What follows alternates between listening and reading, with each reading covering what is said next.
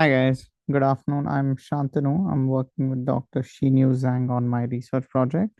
It is on class imbalance in visual data and just how to deal with it. Yep, the problem statement and motivation is quite clear. Rare and usually critical cases usually get overlooked due to the lack of training samples that there are. As in real world data sets, minority categories such as tumor images or any sort of deformity images are usually solved by thousands of normal uh, cased samples. Um, Due to this, the deep learning models provide extremely inflated accuracy values and extremely low minority recall values. So deep learning models are uh, built in such a way that they excel when the data set provided to them during training is perfectly balanced. But when it comes to classes that are sparse, their gradients are usually dominated by the majority, and yeah, they don't perform as well. The goal here is to quantify the cost of imbalance and how much model performance actually decreases when data is imbalanced, and to benchmark different models and fixes, finding out different mitigation techniques on how to deal with class imbalance as well. And yep, obviously to find out the winning recipe in the end, what combinations or what model, uh, along with which mitigation technique works the best, and optionally to deliver reproducible assets in the form of a library or a framework that can be used ahead. Coming to the data set, uh, I am using mainly the Cipher 10 and MNIST data sets. So as of now, I've just been exploring with the Cipher 10 data sets. It is a good data set to be used as a benchmark, as it is perfectly balanced and provides a good starting point. And yeah, so when it comes to creating this imbalanced in our data set, there's two main methods. The first being the binary long tail method. So what this does is it downsamples one class to 5% or 1% or 10% or 0.5 of the original. The other is the multi-class long tail. So over here we see an exponential decay, where it's not just one class that is being downsampled. It is it is it is 9 out of the 10 classes that are being downsampled in an exponential form. The metrics to watch out for in order for model performance are overall accuracy, recall values, and F1 scores for minority classes, and the macro F1 and macro recall scores as well. We need to keep in mind that just because a model says it is 90% accurate on imbalanced data does not mean it really is a good performing model, as it could really miss out on most of the rare cases. And yeah, which is why we need these specialized mitigation strategies that I'm working on. So the models that I'm going to be using for the most part are a baseline CNN model, followed by a ResNet 1834 and a ResNet 50 as well. So efficient, along with the efficient at B0, along with some vision transformers that will be looked into in the further stages. Once again, the metrics that are to be looked at keenly are accuracy, macro F1, weighted F1, and the geometric mean of the recalls. So coming at the baseline results would be on the perfectly balanced Cipher 10 data set. So here we see that all three of the models that I mentioned above exceed a 70% accuracy score on a fully balanced data set, which, yeah, shows that our training pipeline works decently well. Um, the efficient net B0 leads the performance metrics, which shows that parameter efficient architectures still good. And the ResNet was actually one of the lower performing models. This could be due to fewer epochs or a different kind of augmentation. So yeah, that'll be looked into ahead. Um, Looking the uh, at the imbalances that are created, first we'll look at the binary long tail. So binary long tail as the binary long tail, what it does is one of the class is artificially reduced to under 5% of its original images. So and the remaining nine classes are left just the way they were. You can see this in the bar chart that is given here. What is next? Yeah. So what is next to the write up? And so the models, the overall accuracy dips only a bit, not drastically, because the head class predictions still dominate the metrics. So minority class F1 and recall obviously collapses. In fact, goes to almost a zero level. But the majority class precision recall, all of it stays high.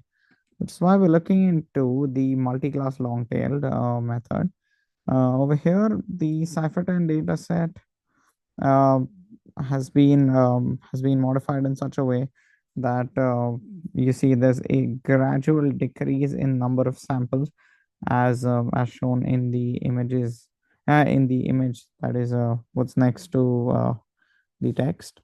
Uh, what happens here is that the overall accuracy falls noticeably. It is definitely a larger hit than what was before, because multiple minority classes are now feeding wrong gradients. The macro F1 as well plummets, and the mid frequency classes lose recall.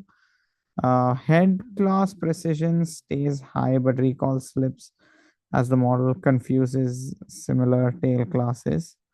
And the performance gap between the architecture shrink imbalance overwhelms uh, capacity advantages. All the three models were performing significantly worse once a multi-class long-tailed data set was fed. Coming to the mitigation techniques, okay, before that, it is quite obvious from what we've seen above that multi-class long tail method is better than the binary long tail method. Now, this is because in binary long tail, a single minority class gets overwhelmed by the majority, so its gradient signal often disappears. In multi-class long tail, each rare class still contributes to the loss, and together they make up a significant part of the training signal. So, yep, yeah. Coming to the mitigation techniques on the there's broadly two categories. One is the data level, which we'll talk about now, and one is the algorithm level. So, in the data level, we've got random oversampling, we've got a smart synthetic neighbors, a deep smart, a mix-up, and a GAN synthesis as well, which will be looked into further. On the algorithm level, we see weighted class balanced cross entropy. We see focal loss, LDAM margin loss, and cost sensitive network as well, along with Tversky loss, which is one of the more popular loss functions to be used in such situations as of now. So all of these mitigation techniques were used on the three models that we ran, as in the CNN model, the ResNet, and the EfficientNet. Uh, so the idea about of oversampling is we keep sampling from the tail class until all classes reach the same size. The implementation is quite simple. It's just probability of the desired class is 1 by k. K is number of classes. and the sampling is done with replacement until minority count is almost or equal to majority count. Yeah, this is quite simple, and it doesn't really require any changes with the model. But the problem here is that exact duplicates are being used, which leads to clear overfitting and increase in training time. We see that minority class F1 score goes up along with the accuracies with a small drop in precision, but this is one of the simpler methods. It probably isn't the most yeah, advanced or efficient ones to look at. Then there is a mix-up augmentation. So why it helps is that it helps with data imbalance by blending examples and labels, which encourages the model to learn smoother decision boundaries, and yeah, it hence reduces overfitting to dominant classes as well. Um, yeah, a screenshot of the math involved is pasted underneath below here. Uh, what we saw is that the macro F1 score did increase by about 10%, and the minority precision somewhat stayed stable. This too did not give us very satisfactory results. Yeah, then it comes to the algorithmic methods, mitigation techniques. Focal loss being the first one. The math involved is being pasted here. PT is the model's probability for each true class. What it essentially does is it downweights the easy and the high confidence examples. This way, you end up focusing more. You focus more gradients on the hard minority cases, on the anomaly cases, uh, the ones that we're looking at. And Yeah, the best part is here we are not having any sort of data duplications, and this pairs pretty well with CNNs. What we see is that minority recall rises, overall accuracy also rises considerably, but we are still looking at numbers around 55%, which is not really desirable. After which I looked into a class balanced cross entropy loss function as well. So what it does is it reweights the cross entropy loss by the effective number of samples. So this way, rarer classes proportionally get larger gradients to counteract imbalance.